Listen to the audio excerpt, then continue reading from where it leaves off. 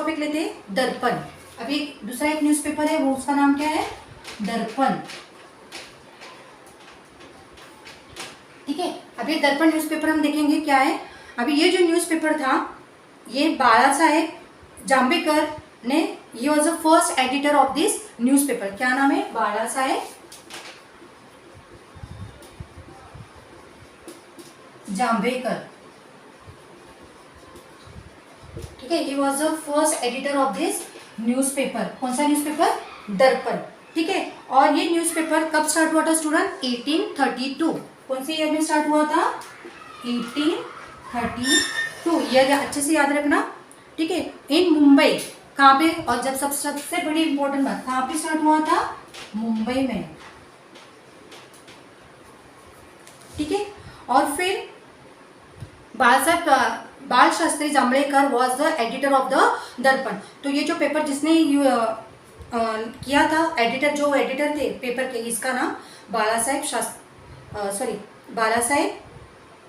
बाल शास्त्री जांभेकर। ठीक है, और ये जो न्यूज़पेपर था in Darpan can be review to know, और ये जो न्यूज़पेपर था उसमें क्या क्या इंफॉर्मेशन हुआ करती थी, जैसे कि सोशल, इकोनॉमिक, कल्चरल इवेंट के बारे में ज़्यादा इंफॉर्मेशन हुआ करती थी, जैसे कि सोशल, कल्चर इवेंट्स के बारे में हमें इस पेपर में पता चलता था। ठीक है, और जैसे कि ईयर, और वो टाइम पे ना, वो जो न्यूज़पेपर था ना दर्पण स्टूडेंट्स, उस पर ना टाइटल हुआ करता था। जैसे कि समझो अभी इंडिया का मैच चल रहा है, तो इंडिया के मैच में अभी T20 मैच चल रहा है, तो T20 के हेडिंग आ जाएगा कि इंडिया का T20 कप आज इंडिया ने ओन किया है, जीत लिया है। ठीक है, तो ऐसा एक टाइटल आता। तो यहाँ पे वैसे दर्पण पेपर में क्या क्या टाइटल्स हुआ करते थे, यहाँ पे मैं बस आपके लिए पढ़ लेती हूँ। The accounts of expenditure from this 3 administrative divisions of the east India company. जो भी एक्सपेंडिचर, जो भी खर्चा हो, वो डिवीजन के बारे में उसको मालूमात इन्फॉर्मेशन होनी है। फिर the danger of Russian attack on the nation. अभी रशियन का जो भी अटैक हुआ, एक हमला जो भी होने वाला है, वो बहुत खतरनाक है। ठीक है, और दूसरा appointment of A committee for cleanliness of the city. तो एक कमेटी एक अरेंज की गई थी, जाके वो देश में क्लीनिनेस का अवेयरनेस हो, लोगों को साफ सफाई के बारे में पता चले। फिर the inscriptions of theatre at Calcutta. फिर achievements of Raja Ram Mohan Roy in England. तो क्या क्या अचीवमेंट्स राजा राम मोहन राय ने किए थे इंग्लैंड में, उसके बारे में एक हेडलाइन का टाइटल हुआ करता था। फिर reporting of such news through light on various historical events of those days. तो ये तो हेडिंग क्या हुआ करते थे, तो जिससे हाईलाइट्स पता चलती थी कि ऐसे ऐसे मीन्स ऐसे ऐसे इवेंट्स हुआ करते थे वो टाइम पे। ठीक है, तो आपको समझा स्टूडेंट्स दर्पण पेपर के बारे में। होप सो अब तक जितना भी मैंने पढ़ा है आपको अच्छी तरह से समझा होगा। तो अभी हम नेक्स्ट पेपर देखते हैं, उसका नाम है प्रभाकर। मेरा कर देती हूँ,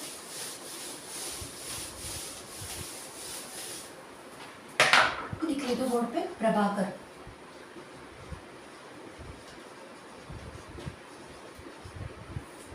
ठीक है, अभी जो प्रभाकर न्यूज़पेपर था वो किसने स्टार्ट किया था, was started by Bhau Mahajan. किसने स्टार्ट किया था, भाऊ महाजन ने।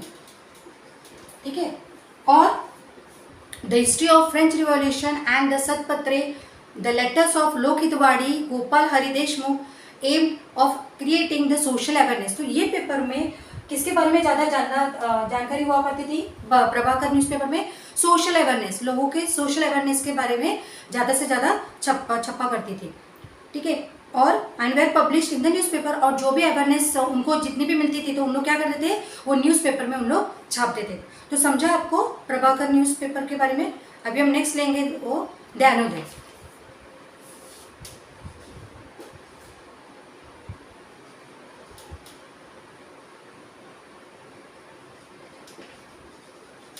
ज्ञानोदय न्यूज़पेपर। ठीक है, चलो अभी हम ये पेपर के बारे में देख लेते हैं। Gyanodaya printed map of Asia 1842 and the map of Europe 1851। तो मैं पहले लिख लेती हूँ यहाँ पे, एशिया इन द ईयर 1842 और यूरोप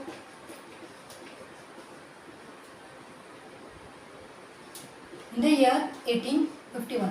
तो ये ध्यानोदय में ज़्यादा इंफॉर्मेशन हमको किसके बारे में मिली करती थी, मैप्स के बारे में। ठीक है, स्टूडेंट आप मुझे बताओ, अगर ज्योग्राफी सब्जेक्ट नहीं हुआ करता था तो क्या आपको मैप्स के बारे में पता चलता था? बिल्कुल भी नहीं। क्या आपको पता चलता था कि अभी इंडिया के मैप में महाराष्ट्र कहाँ पे है, दिल्ली कहाँ पे, पंजाब कहाँ पे, बंगाल कहाँ पे, उड़ीसा कहाँ पे, ऑस्ट्रेलिया कहाँ पे, श्रीलंका कहाँ पे?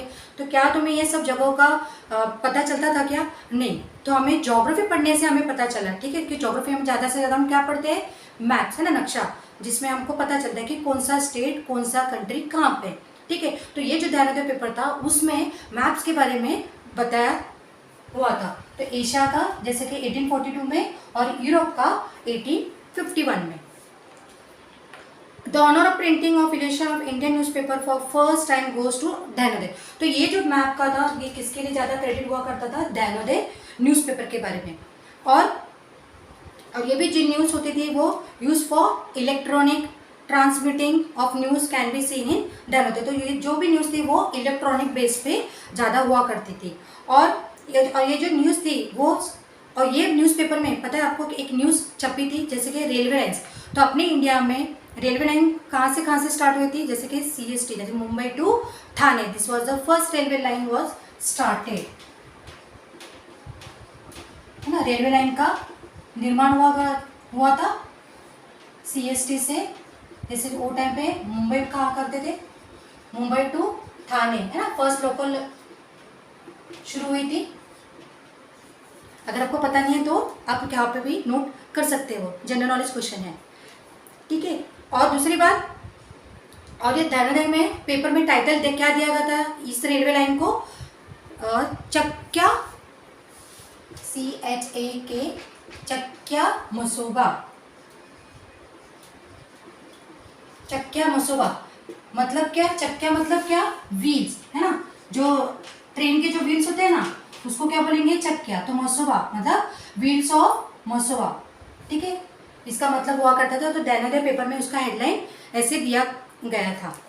और इट वॉज ऑल्सो प्रिंटेड। और दूसरी बात और भी प्रिंट की थी, जैसे कि इंडिया जो वॉर ऑफ इंडिपेंडेंस हुआ था वो कब हुआ था? 1857 में, वॉर ऑफ इंडिपेंडेंस।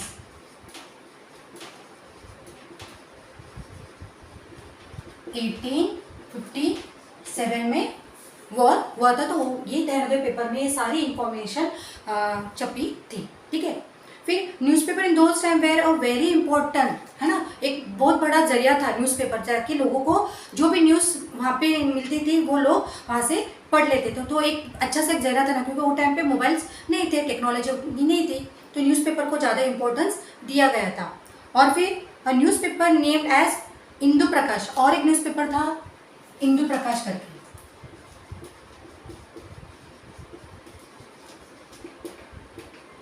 अभी ये पेपर में क्या था?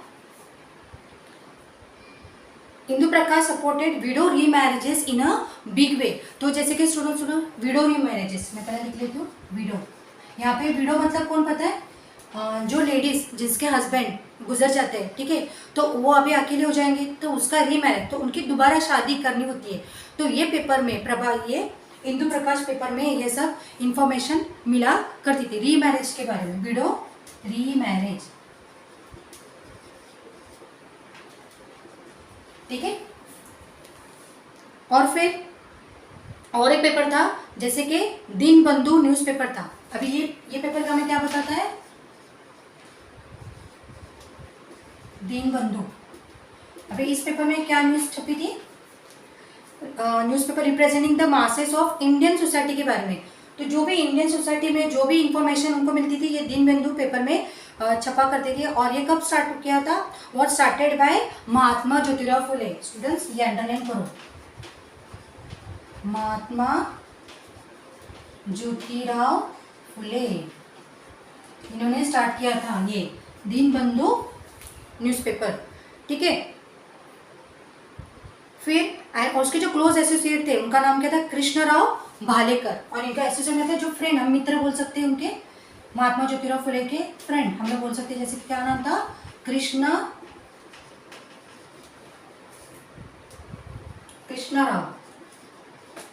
कृष्णराव भालेकर,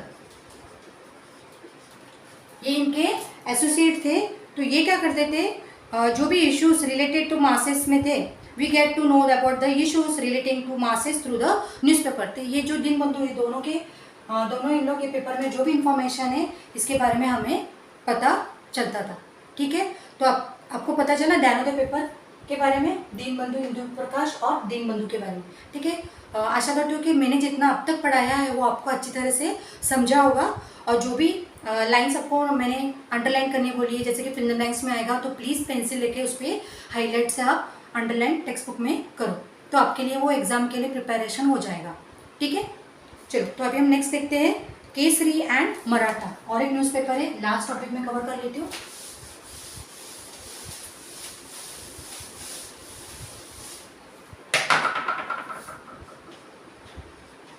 केसरी एंड मराठा, ये क्लास न्यूज़पेपर है।